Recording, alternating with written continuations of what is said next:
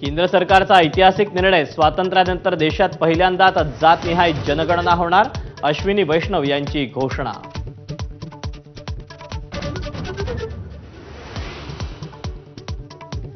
काँग्रेसकडून नेहमीच जातनिहाय जनगणनेला विरोध।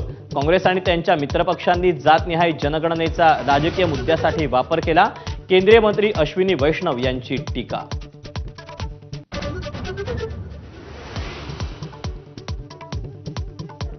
एनआयचं पथक पुन्हा एकदा बैसरांमध्ये प्रत्यक्षदर्शींच्या जबाबाच्या आधारे करणार 3D मॅपिंग। घटनेवेळी उपस्थित 400 जण संपर्कात असल्याची एनआयची माहिती।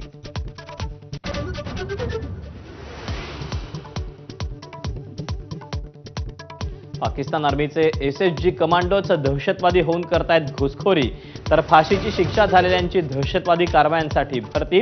पाकिस्तानच्या टेरर फॅक्टरीची धक्कादायक माहिती माझाच्या हाती।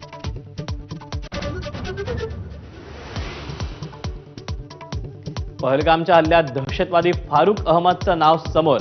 ओव्हरग्राऊंड वर्कर्स नेटवर्कद्वारे हल्ला घडवून आणला, तपास यंत्रणेतील सूत्रांची माहिती।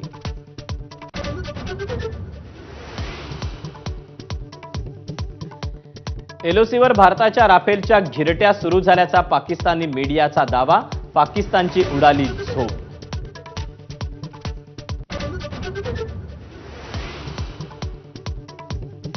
पाकिस्तानी सैन्याच्या कुरापती सुरूच। एलओसीसह आता परगवाल सेक्टरमध्ये आंतरराष्ट्रीय सीमेवरही गोळीबार झाल्याची एनआयची माहिती। भारताकडून पाकिस्तानला गोळीबारीनंतर इशारा।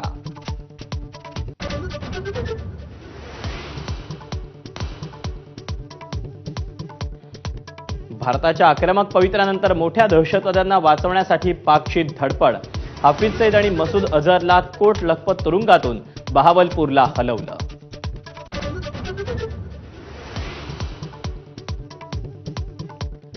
पहलगाम दहशतवादी हल्ल्याबाबत काँग्रेसकडून नेत्यांसाठी मार्गदर्शक सूचना जारी। सार्वजनिक कार्यक्रमात शिस्त बाळगण्याचे पदाधिकाऱ्यांना निर्देश।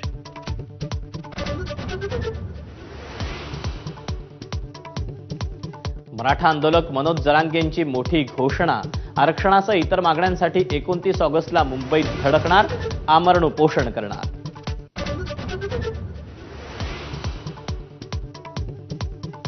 35 वर्ष उल्लेखनीय सेवा बजावणारे विवेक फणसळकर मुंबई पोलीस आयुक्त पदावरून निवृत्त, देवेन भारती नवे पोलीस आयुक्त।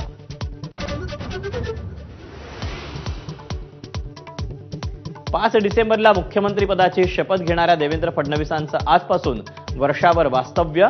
अक्षय तृतीयेच्या मुहूर्तावर पूजा करून गृहप्रवेश। अक्षय तृतीयेच्या मुहूर्तावर सोन्याचा दर 1,06,000 रुपयांवर।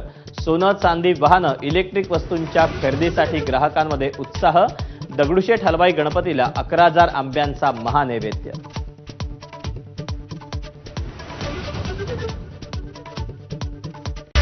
Headlines brought to you by Chitale Bandhu. ब्रेकनंतर बुलेटिनमध्ये आपल्या सगळ्यांचं